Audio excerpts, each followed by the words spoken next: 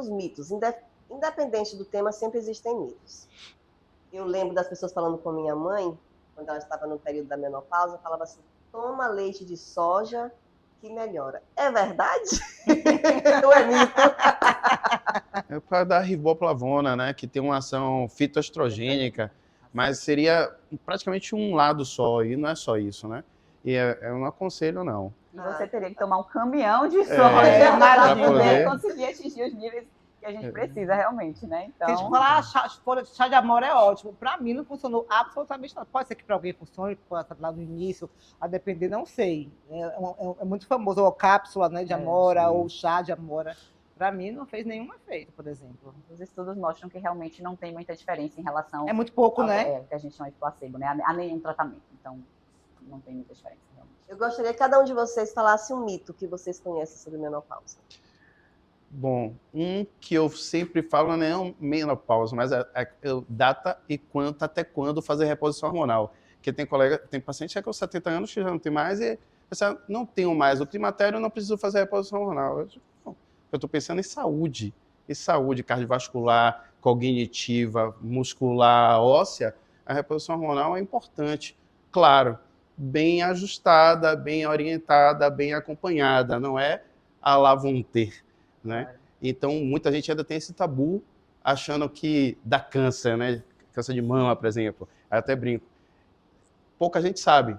Se a gente pegar os estudos, o percentual de câncer de mama voltado à parte genética hormonal chega a 3% só.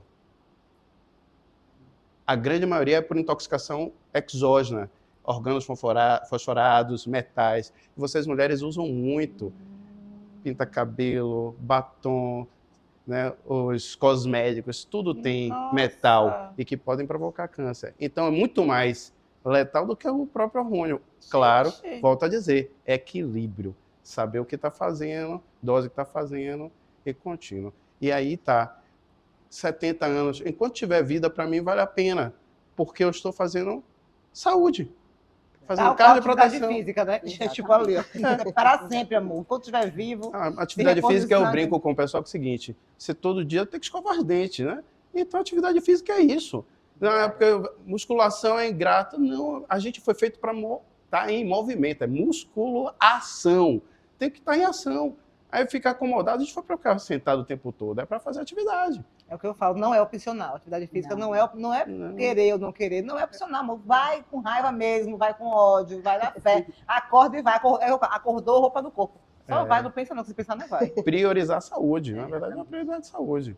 Então o tabu que eu gostaria de falar era justamente isso. Que muitas vezes acha que chegou a uma certa idade e não preciso mais. Tem paciente que chega a 70 anos de idade que não usou, eu consigo ver a deficiência e coloco, e a paciente volta para um outro nível. Outro nível. Eu contar essa história aqui é para acabar. Nossa, muito bom. O principal mito mesmo que eu vejo assim no consultório é essa questão do medo do câncer, né? Terapia de reposição hormonal da câncer, principalmente o câncer de mama. E é importante a gente informar realmente sobre isso, né?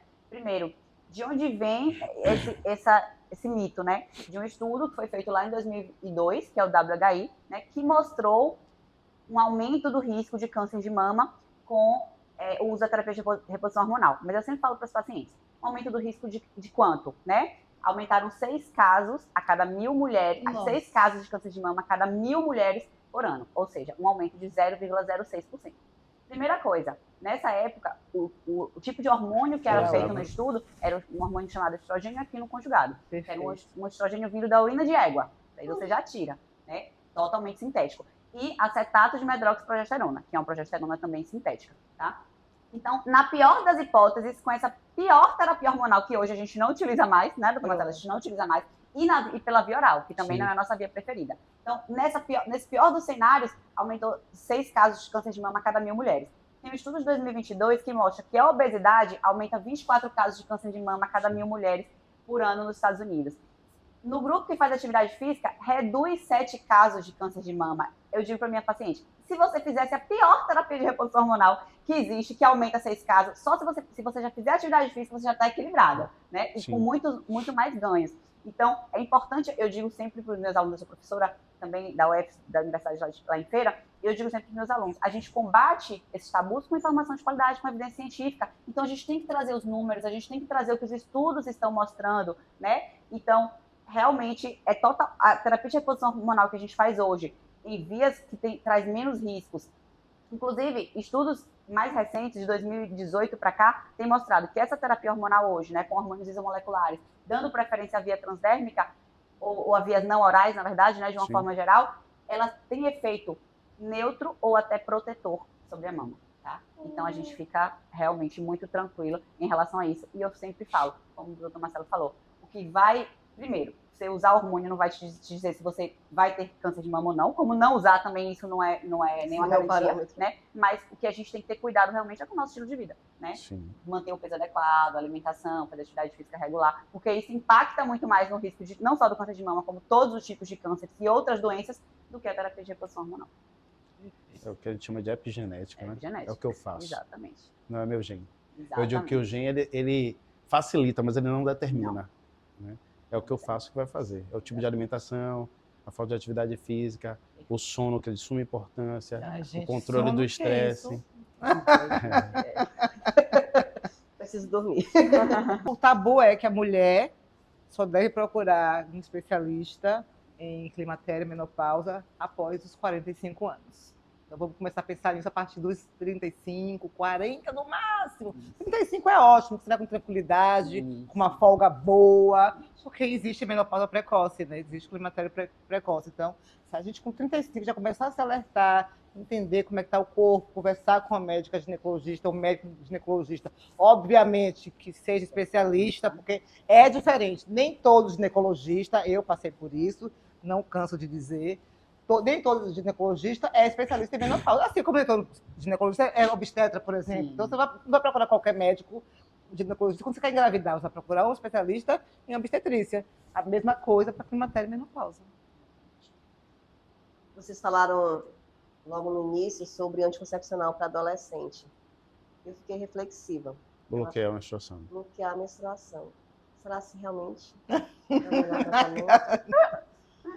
Então, existem tratamentos melhores, é isso que a gente pode dizer. Sem dúvida, o anticoncepcional não é o melhor. Primeiro, não é suficiente, a gente tem que fazer toda a parte anti-inflamatória, enfim, imunológica, outras coisas, mas quando a gente fala de tratamento hormonal, sem dúvida, o anticoncepcional não é o melhor tratamento hormonal para endometriose. Existem outras formas melhores.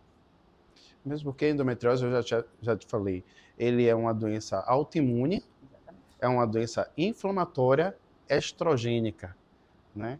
Então, não é apenas refluxo menstrual retrógrado, né? Ele é muito mais. Então, eu tenho que pensar em NF-kappa-beta, né? Eu tenho que pensar em estradiol, tenho que pensar em vários outros fatores para tratar. E não é só bloquear a menstruação. Tem que ver a alimentação, o estilo de vida, tem que ver tudo. Intestino, muitas vezes esse excesso de estradiol vem do intestino. E o uso prolongado de anticoncepcional pode causar desbiose intestinal. Piora. Então, é isso. É isso. Tem uma coisa que fala muito também, que o ideal é o corpo estar o menos inflamado possível. Se o nosso corpo estiver o menos inflamado possível, o climatério vai vir mais tranquilinho também. Então não vai passar com mais ou menos intensidade, mas o corpo inflamado prejudica muito, né? Porque piora os sintomas, piora os riscos, né? Aumenta os sintomas, né? Exatamente, piora, com certeza. Então, nós vamos falar agora sobre sintomas. Tá. No caso de mulheres que não sentem os sintomas do climatério, quais sinais ela precisa estar atenta, doutora? Isso que a gente já foi falando aqui um pouquinho, né? Nem todas as mulheres vão ter sintomas visíveis, né, de menopausa, de climatério, na realidade. Mas as repercussões, os desfechos silenciosos, eles estão acontecendo, né? Piora do perfil lipídico, então aumenta o colesterol LDL, diminui o colesterol HDL, né, que é o colesterol que o pessoal chama ruim, ou o colesterol bom. O meu tá 240. Colesterol total. É isso. Vai fazer a diferença. Não, gente, já tô com medo. Também não é só o número absoluto que vai nos dizer tudo, né? Mas assim, é uma análise mais profunda. Exatamente. Então, essa questão da adiposidade central, né, da gordura abdominal, da gordura visceral, que é a gordura que fica sobre os órgãos, a perda da massa muscular, a perda de massa óssea, né? Então, todos esses são desfechos silenciosos que muitas vezes a mulher não percebe. É o que a gente vinha falando, precisa realmente ter um profissional ali coladinho com ela para estar sabendo fazer essa avaliação. Porque nem todas as mulheres vão ter sintomas realmente perceptíveis. Doutor Marcelo, como essa mulher deve se preparar para este momento de transformação? Se for acompanhada por um profissional que esteja atualizado e esteja sempre de olho nela direito, ela não vai ter problema, porque ela vai estar toda organizada. A questão do equilíbrio bioquímico, metabólico, e ela vai passar por essa fase sem sentir nada, né? Fazendo a reposição dela, fazendo a atividade física dela, fazendo a alimentação dela, dormindo direitinho, controle do estresse, tomando água da quantidade adequada. Ai, meu Deus, água. Tudo isso vai fazer o papel, né? Então a gente passa sem sentir. Vládia, 49 anos, Quase 50. quase 50. O que a Vládia de 49 diria para a Vládia de 29? Querida, quando chegar no 35, procure informação sobre climatério, porque ele vem e vem com força. É real.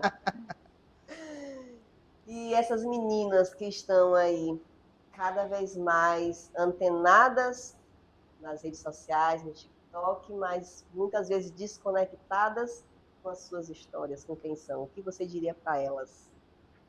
Eu recebo, por incrível que pareça, muitas mensagens de mulheres muito jovens, de meninas muito jovens, achando o meu estilo de vida muito bacana, que quando chegar na minha idade, quando ficar mais velha, quer ser igual, como faz para ser assim? Eu falo, acorda, dorme. Mentira, tô brincando. Eu falo, você precisa viver bem, você precisa se alimentar bem, você precisa ser exatamente quem você é. Você não pode viver a vida tendo como parâmetro os outros o tempo todo. Porque o que mais acontece hoje, principalmente com as redes sociais, é você se comparar aos outros. Você precisa saber quem você é e o que você quer, focar nisso e só vai. E começar já, né? Não é esperar ficar mais velha para começar a ter Sim. esse estilo de vida. Sim, né? sim. Até pensando em quando chegar no climatério, como você mesmo falou, quanto menos inflamada essa mulher tiver, tudo menos sintomas ela vai sentir. E a gente sabe que a idade média que cada mulher, né, ela vai ter ali a menopausa, ela já vem meio que programada ali quando a gente nasce, pelo número de folículos que a gente nasce. Mas, a depender do nosso estilo de vida, da epigenética, a gente pode acelerar essa perda folicular. E essa mulher ter a menopausa mais cedo, né, ter menopausa precoce, etc. Então, tudo que realmente eu costumo falar para as minhas pacientes mais jovens, tudo que você fizer para ter uma vida mais saudável vai te ajudar a realmente viver um climatério muito mais tranquilo, de forma muito mais Você leve. percebe que mulheres estão entrando no climatério cada vez mais cedo? Sim. Cada vez a gente tem um número maior de mulheres tendo a menopausa precoce, né? Na verdade, isso tem, se eu pegar para avaliar, tem uma mudança muito grande hoje na população da gente, né? Para a gente estar falando de homem lá, o valor de referência de testosterona para homem é 300 a 900. Valor de referência que para mim não quer dizer Sim. muita coisa, que só diz que é o padrão de normal, que não quer dizer que seja bom. Sim. Mas hoje tem jovens que chegam com 200, com 180, né, porque o padrão está mudando. Isso está muito vinculado ao estilo de vida, à forma como se alimenta. E para as meninas, cada vez mais estão antecedendo esse processo, né? Você vê meninas com 9 anos já entrando na menarca e fazendo mudanças hormonais, né? Hoje é interessante isso, porque se a gente pegar... Eu estou com 53 anos e a gente tem uma experiência de vida, então ver o adolescente, ver o jovem, ver o jovem mais maduro, né? E você percebe que hoje tem muita jovem que não se cuida, não se trata. As mais maduras já têm uma outra resolução de vida, então já procura ter uma alimentação adequada, já procura ir para a academia. E essa jovem de 20 e poucos anos que não faz isso, pode ter certeza que a forma como ela se alimenta, tudo isso vai acarretar justamente nessas mudanças hormonais e vai ter um declínio muito ruim. E quanto mais cedo, né? Porque quando a gente fala sobre estilo de vida, a questão da alimentação. Parece ser um negócio meio que balela, mas isso muda. Tudo muda. E você percebe isso no dia a dia. E as pessoas não conseguem entender. E aí, muitas vezes a gente acha que o que a gente faz hoje só vai impactar no hoje, né? Mas esse acúmulo de alimentação inadequada, de sedentarismo, isso sem sombra de dúvidas vai impactar na sua saúde, na sua qualidade de vida daqui a 10, 20 anos. Não tem dúvida disso. Sabe o que eu vejo muito? Pessoas magras, por elas se sentirem magras, elas acham que não precisam cuidar da alimentação, podem comer qualquer coisa e não precisa ir para a academia. Que conselho, doutor, você daria para essas pessoas? Que mudem seus conceitos. Porque a questão da visão, a gente pensar assim, né? Eu vejo uma pessoa, tipicamente, o que a gente está vendo, magra. E ela pode não ser magra. Ela pode ter uma massa muscular muito baixa. Eu costumo atender, uma vez eu vou contar um relato, né? Fiz a bioimpedância de uma paciente que me procurou, queria melhorar o corpo dela, que ela se achava magra demais. Aí estava na academia, o pessoal orientando ela, tomar doce de leite era goiabada, que não sei o que ela precisava ganhar. Aquela era magra, aquela seca, você olha assim. Aí o IMC dela dava 17, que é baixo peso. Da bioimpedância, o percentual de gordura dela dava 38 de percentual de gordura. Obesa. Acima de 30, obesa. Aí você é uma falsa magra. Ela, como? Ela achou que eu estava brincando. Eu digo, tá aqui, ó. O problema é que ela não tinha quase nada de massa muscular. Então o peso dela era muito parelho. Então, mesmo a quantidade de gordura baixa, o percentual de gordura dela era alta. É inflamada. Tem um risco de ter diversas outras doenças por causa disso. Exatamente. Né? Então, é procurar se cuidar, não é? Vamos procurar querer, viu? Vamos procurar querer. Eu não engordo, vou comer tudo. E não é, porque aí você tem... Quantas pessoas têm aparentemente magras e que tem diabetes, por exemplo? Que já tem placa de arteroma, já está aí vacilar, vai fazer um AVC... Então, é cuidar.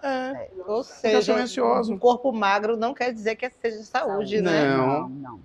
Realmente, o que a gente mais vê hoje são essas falsas magras, né? Para mim também, eu faço para todas as minhas pacientes também a bioimpedância no consultório, e isso daí é uma realidade, assim, praticamente todos os dias eu atendo pelo menos uma paciente nesse cenário aí, que chega achando, não, tô magrinha, tudo ótimo. Quando a gente vai ver lá, bioimpedância, percentual de gorduras até de 45%, que é realmente, assim, um percentual de gordura muito alto. Muito alto.